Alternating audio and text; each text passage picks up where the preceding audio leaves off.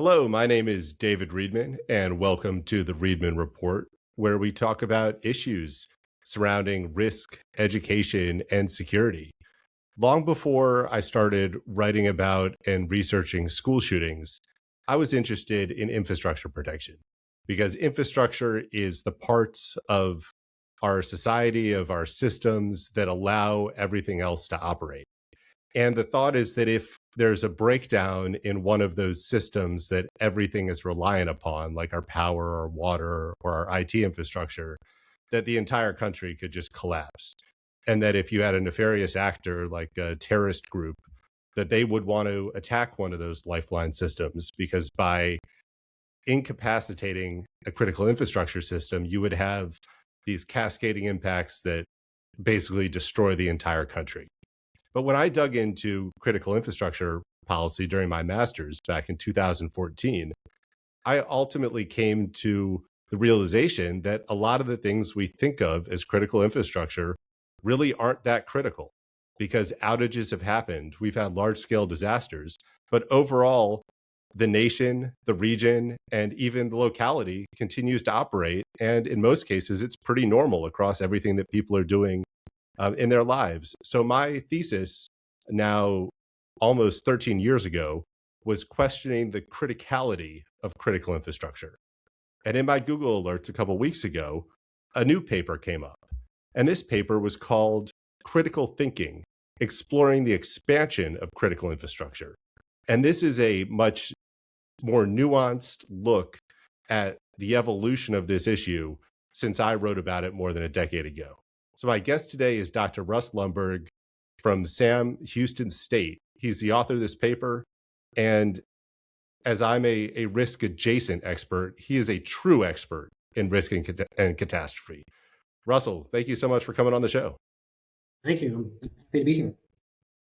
So before we get into this, could you just give me a quick background on who you are, what you teach, what would bring you to writing a paper about something as dry for most as critical infrastructure and why we should care about it? Certainly. I am an associate professor at Sam Houston State University in our security studies program here.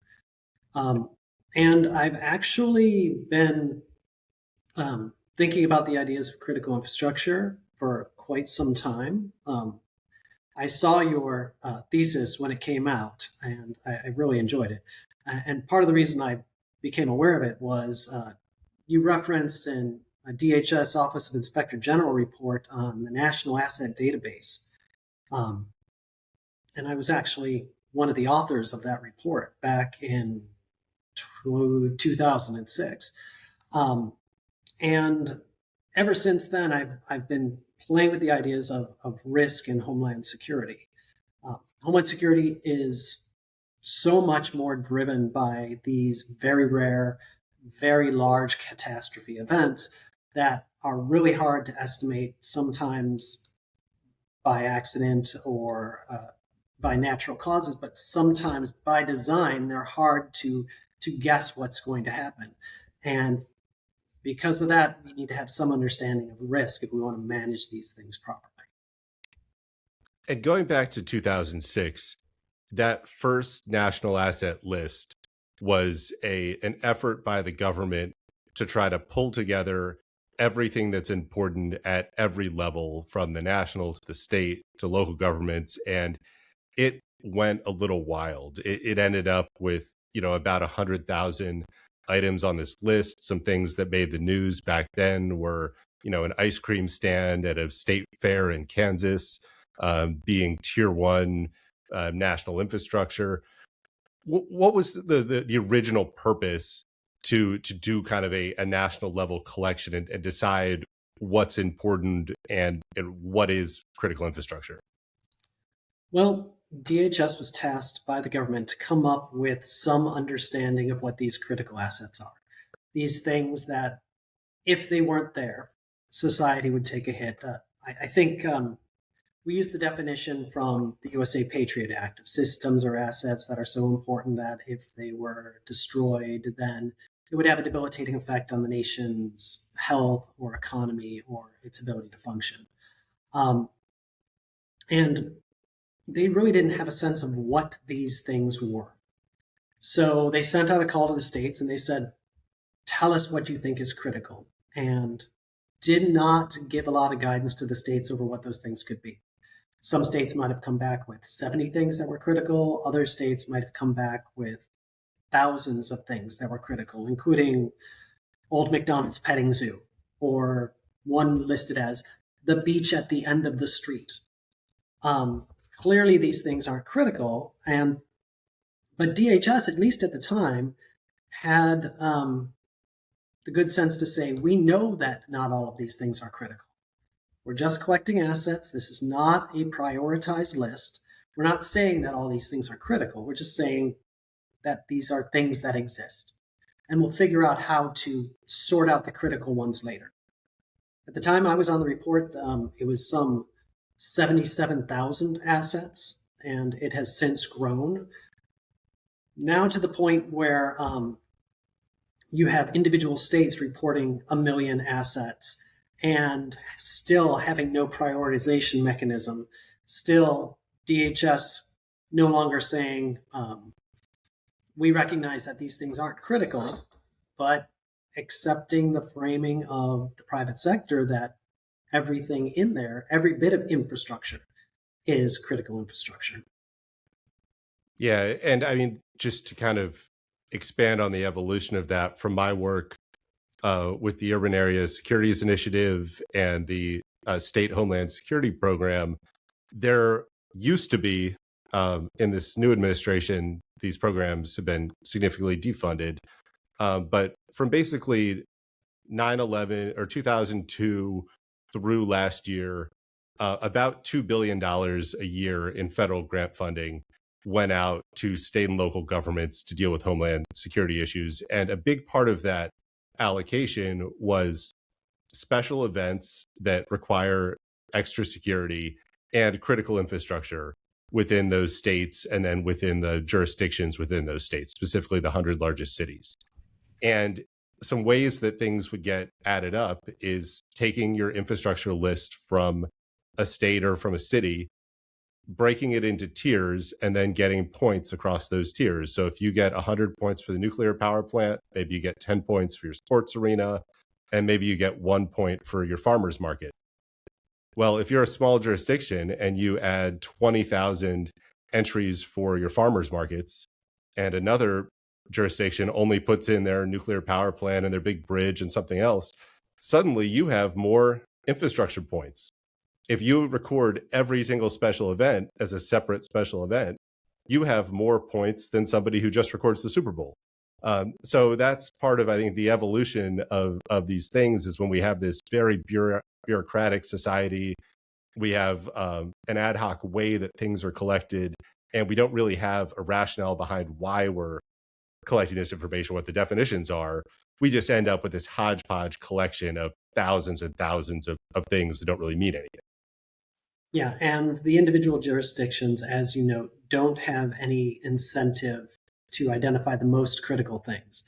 They have an incentive to identify the most voluminous number of things that they can.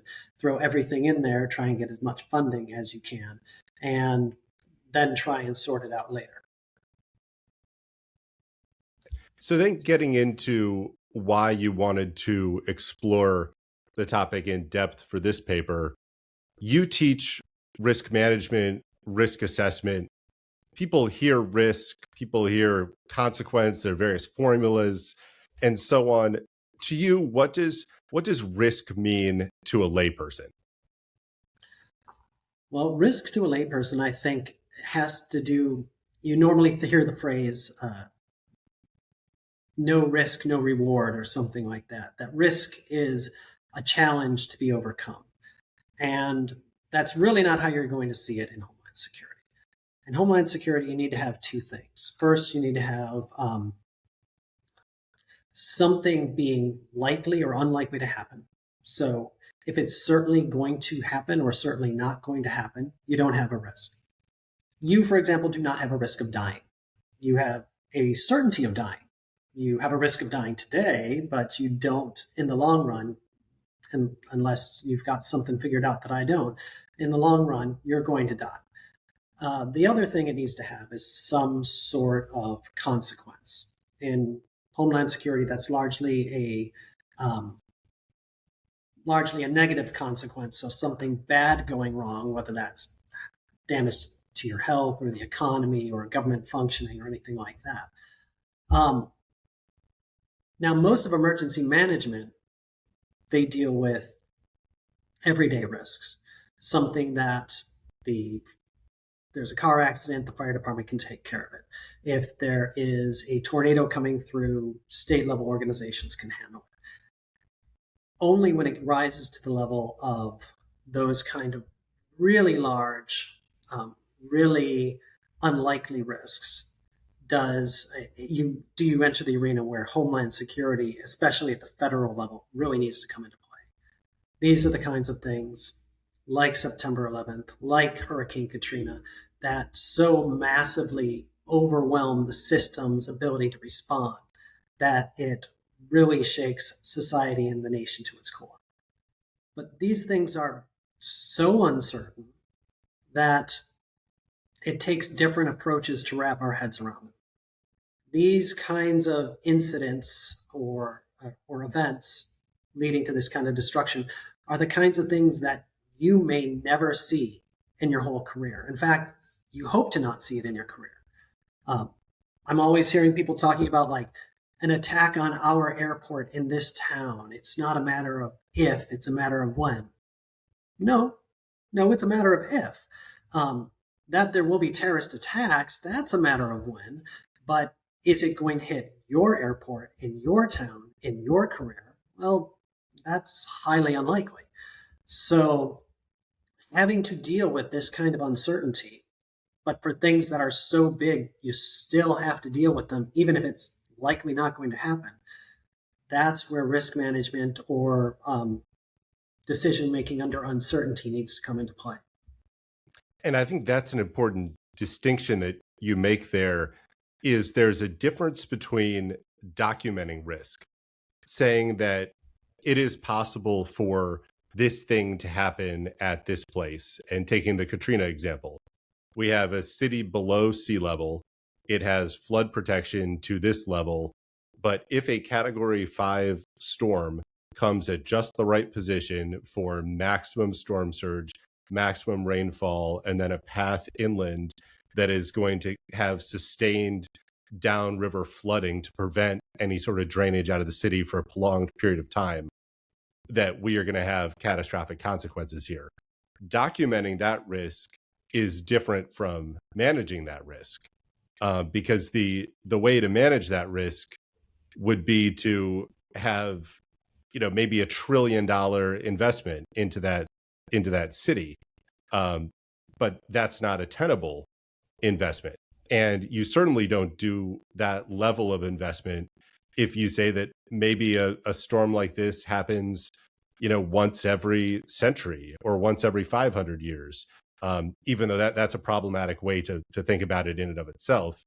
But there's this concept of a lot of what gets described as risk management is simply risk recognition and risk quantification of things that you can't really do anything about. Or you can do something about them, but not at the scale that you need to. Yes, they knew that New Orleans was vulnerable to an event of this sort having catastrophic consequences. But so is Charleston, so is Miami, so is New York, and those are just with regards to hurricane scenarios. When you start adding in earthquake scenarios, when you start adding in tornadoes, when you start adding in terrorist attacks, train derailments carrying toxic chemicals, you get a set of threats and target pairs that is up in the millions. And yes, some of them are going to take a hit, but not all of them are going to take a hit. And you can't spend money on all of those millions of threat target pairs. You've got to figure out, well, if you're going to do risk reduction, you've got to figure out which ones of these are the most important and start working on them. But you don't necessarily need to take a risk reduction approach. Um, Starting after Hurricane Katrina, there started to be a larger push in the government away from risk reduction and more towards focusing on resilience, of being able to have a system set up so if it takes a hit, it's able to withstand that hit and it's able to recover quickly and hopefully recover fully or possibly even beyond fully. This resilience approach is useful in particular for these kinds of very high consequence but very hard to understand risks that are way out in the tail that we can't predict them. So we just try and set up a system so that if something were to happen, we can recover from it. And then at the same time, DHS has a third way of looking at it, of a more capabilities-based approach of saying, we don't know what the risk is. We don't know necessarily how to make it resilient, but we know the things that we have to do. So let's start planning for those core capabilities, both in terms of what the infrastructure needs to produce and what we as the government need to bring to the table. Each one of these approaches is a different perspective to look at helping out the infrastructure and helping out society. But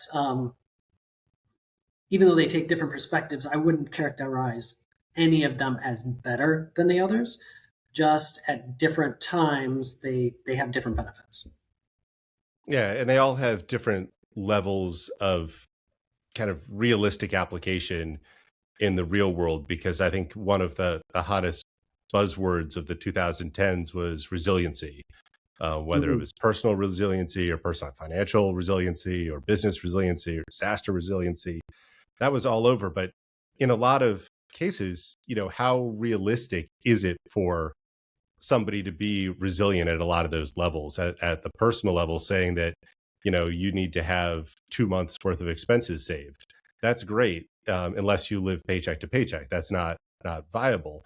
What we've seen recently on the global scale is some enormous service outages based on Amazon Web Services, because so many companies across the world use Amazon for their cloud storage that when you have an Amazon Web Services outage, then it just breaks down the operations of thousands of enormous businesses across the world. So what would be resilient would be, say, have a second cloud service provider. But if that's one of your biggest expenses as a business, is your cloud data service, you're not going to spend twice as much money on it just to have a second one for the one day every 2 years that the system goes down.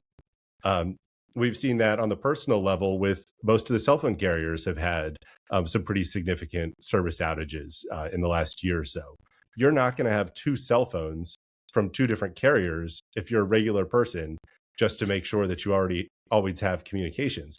So this idea of resiliency, in a lot of cases, it sounds really good on paper until you think about things that are really important to all of our operations are also some of the most expensive parts of our lives or businesses. And having a duplicate of those just waiting in an emergency, it is really not viable in most cases.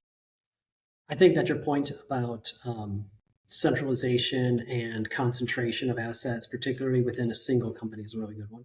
I think we're in a time period where we are seeing pressures, especially with the internet allowing these kinds of natural monopolies to grow bigger and bigger than they have in the past.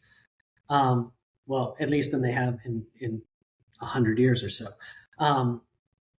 So we do see things like Amazon Web Service. We do see other applications throughout industry where single companies are getting more and more power to be able to move things forward. So I think that is a very important. I think another way in which we are losing resilience is through leaner supply chains. If we have a warehouse full of extra food, a warehouse of extra water, then something happens, we can reroute that. If we are trying to just get it just in time on the shelves, then we don't have the slack in the system that naturally brought resilience before. We saw this with regards to toilet paper and the COVID pandemic, where things were coming over from not just toilet paper, but everything was coming from overseas. We did not have the slack in the system. And when the pandemic came, everything was sold out immediately. That lack of slack is great for cutting the bottom line in good times, but it makes the system less resilient for the bad times.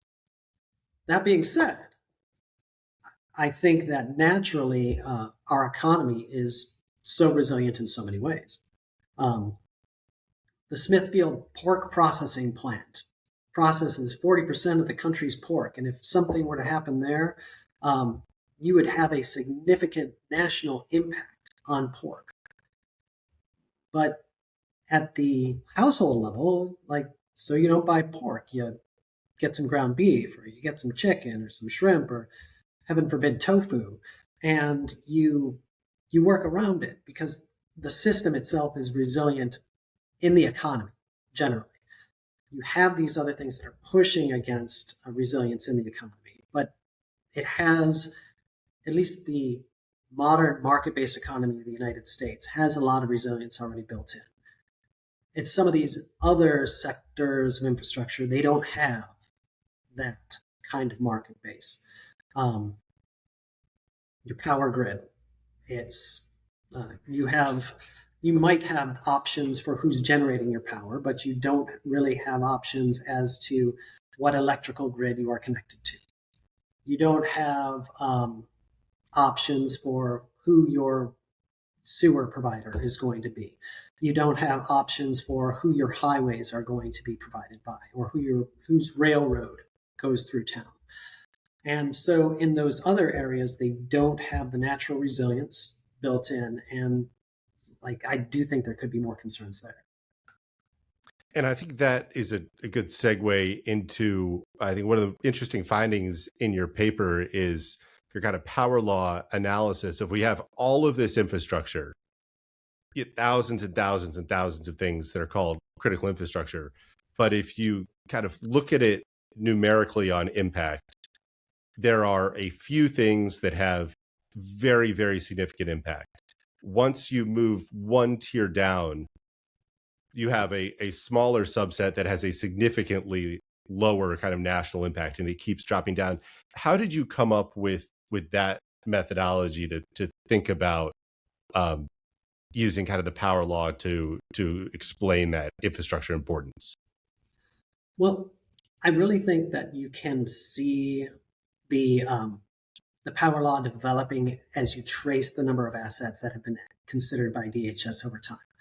If you go back to the very earliest days of 2003, 2004, something like that, Operation Liberty Shield, they came up with a list of 100 assets that they considered critical infrastructure. And then after that, they put out the call for tens of thousands of assets, and no, these are much less important. And then you consider the other assets out there, like current days of every street, every transformer is considered critical infrastructure. No, it is on a national level, it is definitely not. So I think you can see that power law built in there. You see this power law a lot in terrorism attacks. You see this power law a lot in natural disaster damage. You see this power law a lot in infrastructure networks themselves. So it seems a natural place to think about these things. And in particular, when I was thinking about it, I did not identify any specific assets. I didn't identify any thresholds, but I like to think of it in 4 tiers. The top tier being those systems or assets that are singularly important. Something like Hoover Dam. If that were to be destroyed, it would have a significant impact on the nation as a whole. In part because of the dangerousness of it being destroyed, which is not exactly criticality, but it would have enough downstream effects. Literally. Yeah, not intentional, but yeah. it would have enough downstream impacts to the Western United States that the country as a whole would feel it. But there are very few of those.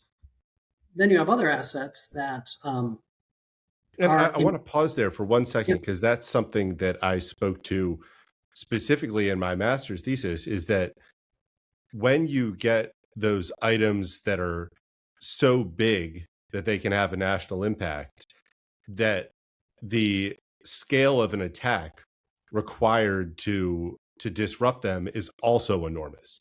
The thought of, so you have an enormous water reservoir that an entire metro area or entire region is dependent upon. The amount of cyanide that you would need to put into that reservoir to contaminate it would be hundreds of tractor trailers dumping cyanide continuously into that waterway. And the chance of doing that without detection or even being able to procure that much cyanide is just not even realistic.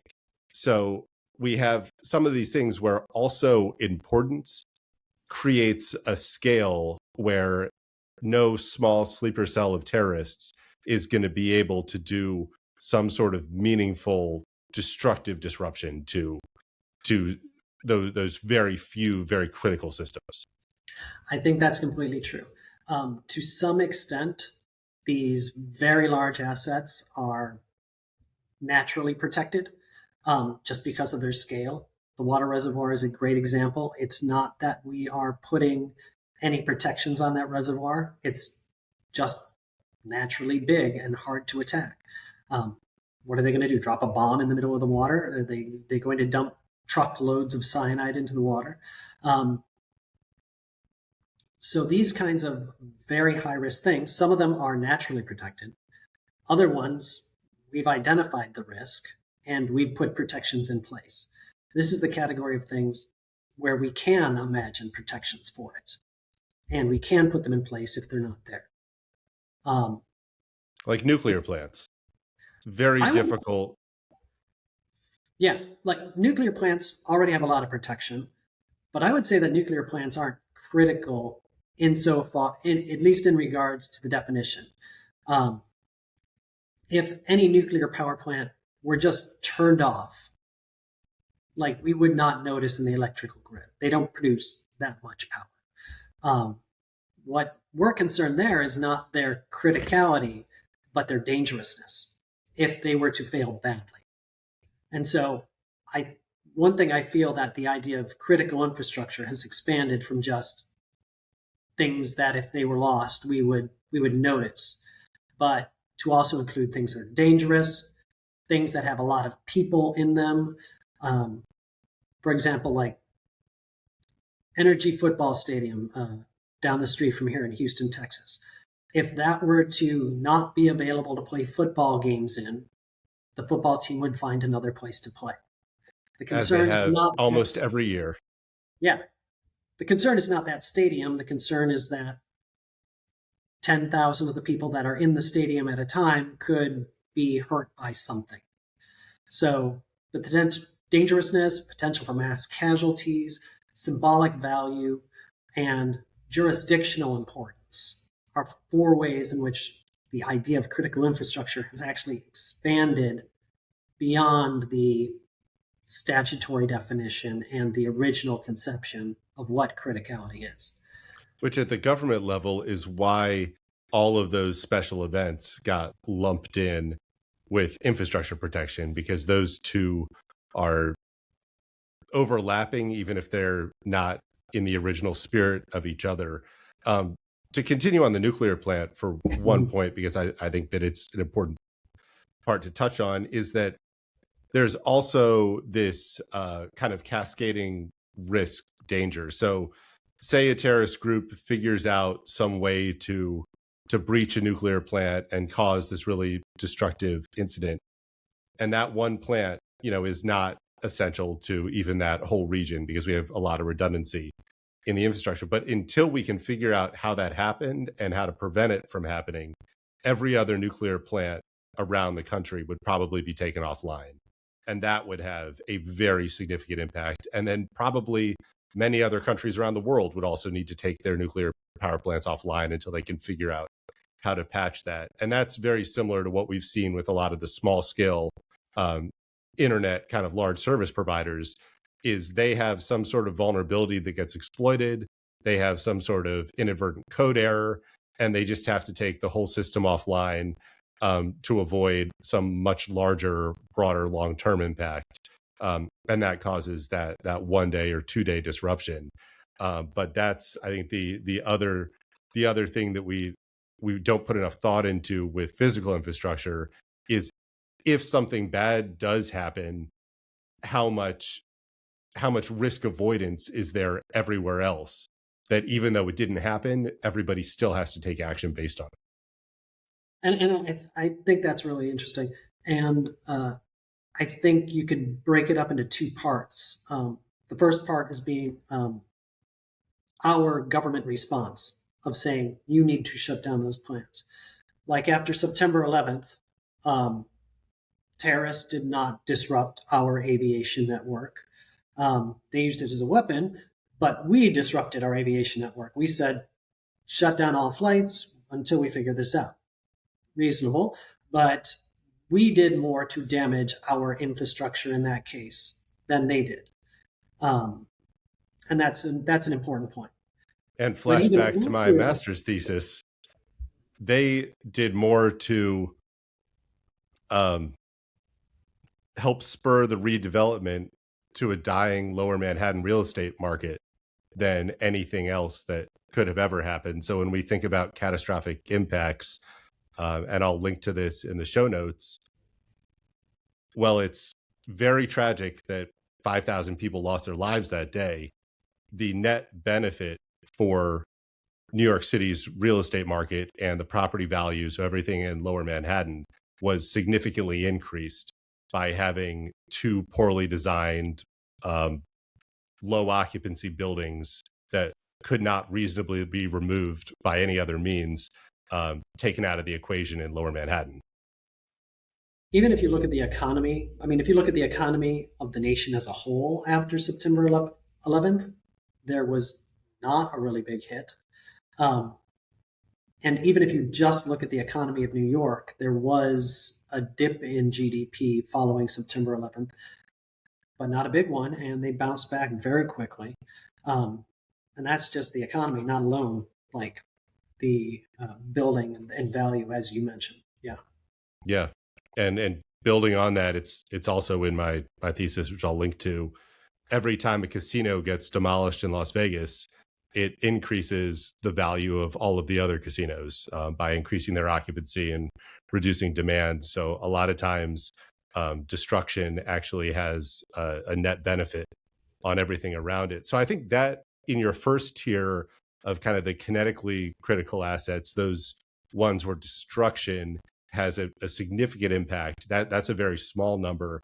But your tier two is a bit broader into kind of your cyber critical assets. For that first tier, I want to say one more thing. I think that if you're only considering the threats from terrorists, then it's a really, really small number. Terrorists are terrorists because they're weak, not because they're strong. I think there's more capability in there for a nation state to attack some of this critical infrastructure and that tier one assets, although they're still usually deterred by traditional methods of national security. And as we know, all government policy comes from some other government policy. And when the Department of Homeland Security got created and there was a need for national infrastructure policy, what got pulled in was a bunch of terminology and doctrine from strategic warfare. And the way that you'd think about either identifying your vulnerabilities or identifying your targets for an air campaign are essentially what we created our concept of critical infrastructure around. So excellent point there. Yeah, exactly what we were doing to the Iraqis in the first Gulf War. We're like, how do we protect ourselves from someone doing that to us? Yeah, exactly. But onto that second tier, those assets that would take perhaps dozens or maybe 30, 40 of the same type of asset to go down all at once to have an impact on the nation. That's the category I would put those nuclear power plants in, at least for criticality, or other power plants. If you think when the electrical grid in the summer is going at full power, maybe 5-10% of the plants are offline just for regular maintenance. You can take a dip of maybe an additional 10% or 5% of your power plants before the whole system starts to shudder. But that's a small number of power plants. You couldn't expect terrorists to attack them all at once. But you could imagine the Russians having logic bombs in place at a large number of those power plants and being able to take out 10 of them or 20 of them at a time. That's that second tier of assets where it could be done with cyber, but it would take some sort of advanced persistent threat to be able to knock those out. And that really depends on systems that are already at their surge capacity. And then once something happens, there's just no resiliency in it. And that, is bridges or something that get put into that infrastructure tier a lot. And I think we've seen varying impacts from a lot of bridge disasters that have happened in the US. If you have a city that is packed to absolute capacity, like New York City, if you lose one of those bridges, you're going to have absolute gridlock at every other bridge. Yeah, maybe people are going to get there, but it might take 5 times as long as it used to.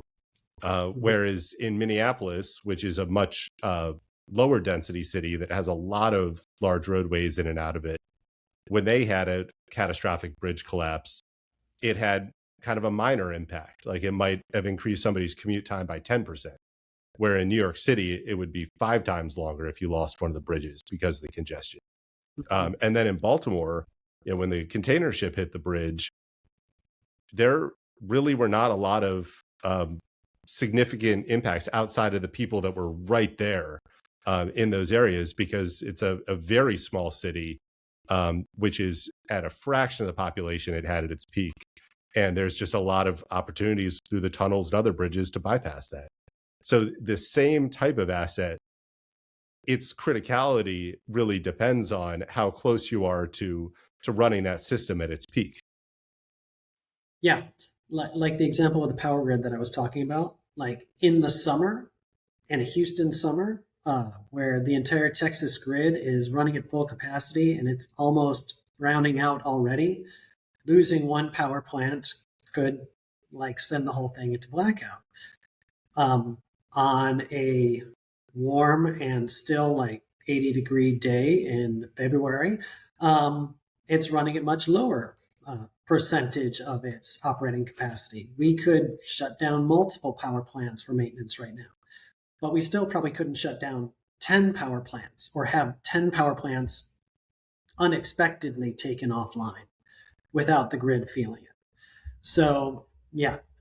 That's one of the most interesting concepts that I've heard around AI data center and power demand, because there's a lot of discussion right now about the need to get some old nuclear power plants back online, to get all these gas and coal plants running again, just to power AI data centers. But when you look at the energy demand peaks in different regions of the country and at different times, we have enough power to run everything. And instead of spending billions of dollars to bring new power plants or reconstitute old power plants, if the AI hyperscalers just paid other companies to reduce their demands or to operate off peak, and then you were strategic about where the data centers went in different regional and seasonal markets, we actually have all of the capacity that we need. So say you've got a large manufacturing industry in one place that uses a lot of daytime power. If you just paid if a tech company just paid a subsidy to that factory to operate nighttime instead of daytime, that would be far cheaper than building a whole new power plant so that they can both run at the same time during the daytime. we're getting a little off topic here, but let me follow up on just that one little bit. Do you have a sense of whether AI energy usage matches up with peak energy usage already? Because my understanding is that um, the biggest energy demands come from video generation and not from the kinds of queries of like, hey, do this programming for me, do this work for me. So maybe AI power usage doesn't line up with working hours in the same way that peak energy usage does. I don't know. Yeah, I'm glad that we're talking about that because that's the whole goal of my podcast and articles is to get this intersection between risk, security, technology, and AI. And I think we're exactly in that with critical infrastructure. An issue is we don't have a lot of transparency right now with exactly what the demand and usage is. But I think the fascinating part in here is we've learned not how to not run our traditional infrastructure systems at full power all the time because we are better with smart scaling at the residential level. We've gotten better with getting different rate charges, which encourage people, where I'm in Florida, electricity is cheaper at night. So you set your pool pump to run at night. You do your laundry after dark. You turn your AC down during the day when you're up at peak. We have all of these opportunities to work efficiencies and timing and scaling into the system. So if ChatGPT said, video generation is unavailable right now, or it's this credit premium to generate a video, that could be something that has a real, a real time demand scale that's connected to the power generation that's available in that area. We just have all these opportunities. We just haven't done them yet because I think that the people running those companies right now don't think about infrastructure and risk in the way that we do. I think that's true, and I also think it's important that the people who are running the AI, which I think is going to be a very important part of infrastructure going forward, that it hasn't played out yet. We don't know what AI is going to be as a part of this economy in the future. And trying to come up with what the demands are right now is going to be missing the goal for what it's going to be like 5 years from now, 20 years from now. We need to be starting to imagine what that world is going to be with regards to infrastructure. But at the same time, realizing that we have to get from here to there. I'm always, another paper I'm working on, people in the AI community are always talking about this is going to be like the Industrial Revolution. It is going to create new jobs. It's going to create new prosperity. And that is true. The Industrial Revolution did, but it also had decades of violence from people that were displaced from their jobs during this economic transition. Yes, having this wonderful AI future is a good thing, but we need to get from here to there too. And the same thing with infrastructure. Like perhaps we're going to come to some stable state that has AI use for video generation in the evenings, and everything's on solar power. But we've got to get from here to there first. So having the end goal in mind is important, but also how we do along that path is also important. Yeah, as well as not creating new vulnerabilities or new motivations for nefarious actions. Because if there is a significant job loss, then somebody attacking, it doesn't have a national impact, attacking the power substation or the electrical lines or the water system or the roadways directly around that data center can have a pretty significant impact on the global operations of the company that's depending on that. And that's something where a regular citizen who's disenfranchised without a lot of capability could cause some pretty dramatic impacts. We saw that on Christmas morning in 2021, where there was a guy who had a personal vendetta against a telecom provider, and he parked his van full of explosives by a substation in downtown Nashville, and blew up the substation. His family member had worked for the company. He'd worked for the company. He knew a lot about their kind of key nodes for regional service, and blowing up this one telecom location cut off the entire Southeast for data service for 4 or 5 days. That's, I think, kind of the risk that you see at that. Things that seem to be hyper local in the data center world, in the hyperscaler world, a very local vulnerability could be something that has global impacts to a company, but fortunately not to a nation, and not to most individual people living in the country. And I think that you're calling it a vendetta is a really interesting framing, because it's not terrorism. Terrorism has a symbolic purpose. It is, they're not trying to destroy our infrastructure. They're trying to hurt us. They are trying to cause terror. They're trying to disrupt the way that we operate ourselves by attacking the way that we feel. That person who set off the bomb on Christmas Day was not attacking a symbolic target. He was actually trying to hurt infrastructure.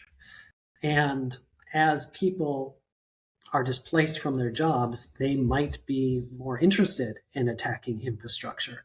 And I do think that is an important distinction. Like, I don't see terrorists going after infrastructure very much. They do certain types of infrastructure. They do airports, they do airplanes, because it gets attention. Mm-hmm. But they're not going to blow up a data center, because that's not going to make the news either here or back home.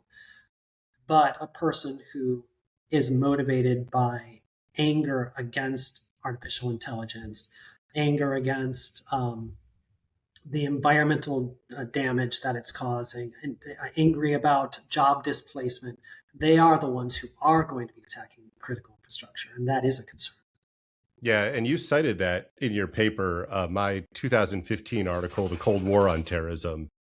I looked at the global terrorism database by location or by target, and then within the targets that fell into the infrastructure sectors, whether they were actually trying to cause an outage or destruction to that. And across the 30 or 40 years of global terrorist attacks, there was a single digit number of attacks that actually targeted infrastructure, even though we collectively spend billions of dollars in the federal government to protect infrastructure from terrorism. On your last two tiers, so disaster vulnerable systems, I think we kind of touched on that in the discussion around Hurricane Katrina and Hurricane Sandy and various earthquakes.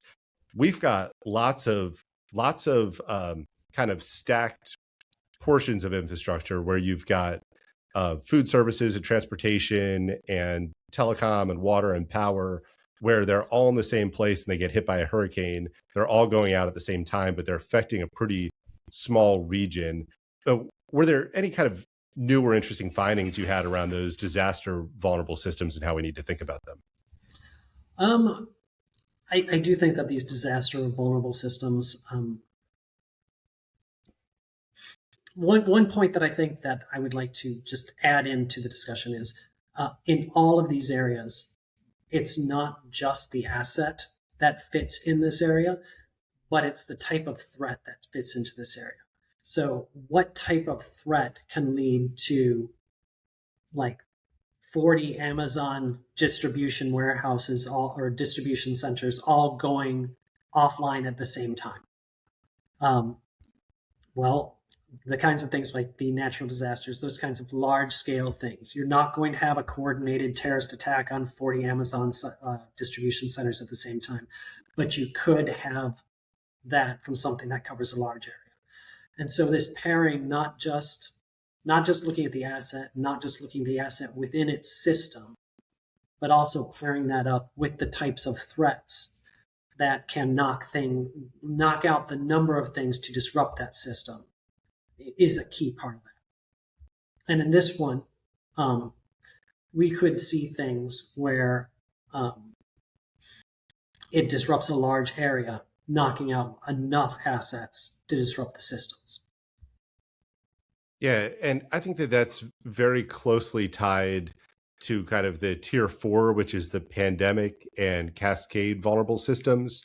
Um, because, whether it's a natural disaster, whether it's kind of a deliberate multi-pronged effort to disrupt, like you could see a group of mobilized people that are really upset about the job losses from, say, Amazon implementing automated robots in their warehouses that cause tens of thousands of people to be unemployed with kind of no other job prospects, that a small subset of those people could all come together to kind of plan coordinated ways to cause outages in all of these different Amazon warehouses simultaneously.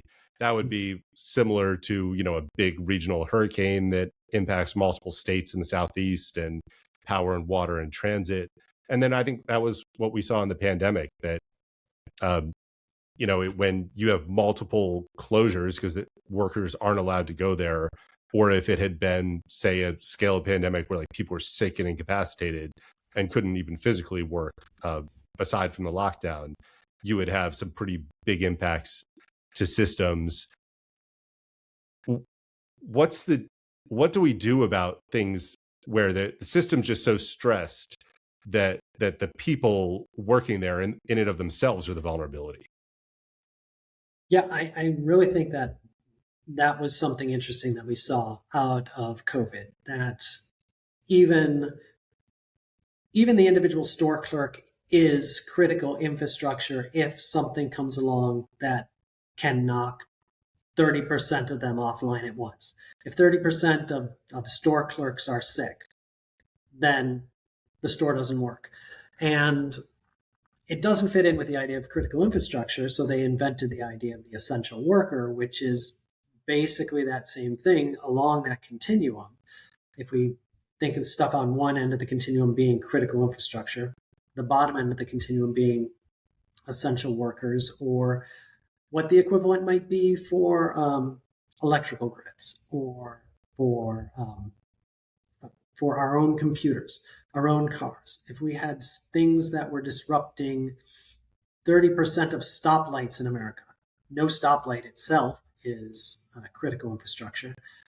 But if there were something that could take out 30% of them across the country, we would come to a halt immediately. Almost like if the Chinese light bulb manufacturer that goes into probably, I bet there are 5 stoplight manufacturers in the world, and probably 4 of them use the same light bulb. We've got all these little tiny things in there that we don't even think about, but could realistically happen. And the stoplights, ironic, because we're facing potentially another government shutdown.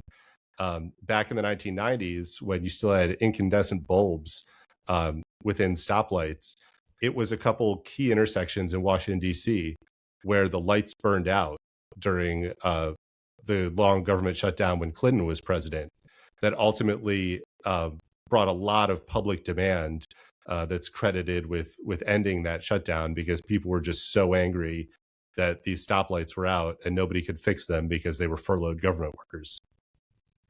That I hadn't heard that one. That is hilarious. The whole, for want of a nail, the shoe was lost. For want of the shoe, the horse was lost. Like the light bulbs being instrumental. Like one can imagine it, but you have to see that whole sequence of events of how it leads to people that kind of pressure. That's great. Which I think is a 5th tier that maybe we can write a subsequent paper about this, because what's really fascinated me is when you have seemingly inconsequential items that end up having a global impact and global scale disruptions. In 2010, I was really excited to buy a brand new F-150 that had their new EcoBoost twin turbo, really fuel efficient engine. And I had ordered this truck ahead of it coming out because it was the first production year. And then I got a notification from Ford that it was going to be delayed for an undetermined amount of time. And that was because the Japanese earthquake and tsunami had destroyed a paint factory. And that paint factory made the top coat finish that has kind of the glistening sparkle color that was really popular in the early 2010s. And every single automotive manufacturer that had that glistening metallic paint finish got it from the same factory in Japan. And that brought the Ford factory to a halt. And I've looked, kind of since then, I've been paying attention to what are these tiny little products or single places that cause these global impacts. There was a fire at a semiconductor factory in Japan in 2021, and that's single semiconductor that they make goes into 30% of the cars produced around the entire world. Here in the US in 2022, there was contamination at a baby formula factory, and that caused a disruption to about 40% of the baby formula. And that caused the shelves to be bare and a baby formula crisis here. So I think we need to add this fifth tier, which I don't know how you find it because they're so obscure and there's so much randomness in there, but there are tiny little things that can go wrong that end up breaking the entire global supply chain. I think that's fascinating. Like the idea that we understand that O'Hare International Airport is critical infrastructure. We understand that the Port of LA Long Beach is critical infrastructure, but we don't understand that this one paint company has so few substitutes that you can't, if that one factory goes offline, there are no substitutes for it. And that it is so embedded into the process for all of these cars that, yes, the car company could say, we're going to go with a different painting process and adjust out of that, but it's going to take 6 months. And that's going to put production back on all of these cars by 6 months, leading to a significant impact. Identifying these things that you don't think are critical infrastructure, but actually are critical infrastructure, identifying them, that's the tricky business. At the same time, though, some of these things that we think of as critical infrastructure might have natural resilience, might have either, I mentioned the Port of LA Long Beach. Have you ever seen that thing? That it's almost a city in itself. There is no Port of LA Long Beach that could be taken offline. There's many, many, many terminals and many, many piers within the Port of LA Long Beach. If a terrorist were to set off a bomb, they could not damage the whole thing. It's just too big, like you say. Or in the case of the blockage of the Suez Canal, if anything is critical infrastructure, it's the Suez Canal.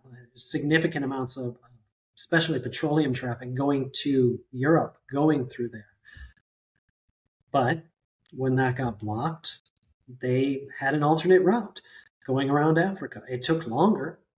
It added costs and put delays in the supply chains, but they were able to adjust around it. And so sometimes the things that you think are the most important infrastructure aren't critical because there's some sort of workaround, whereas these little tiny things that aren't important at all are the irreplaceable part that leads to the loss of the nail for the loss of the shoe, the loss of the horse, the loss of the battle, the loss of the war.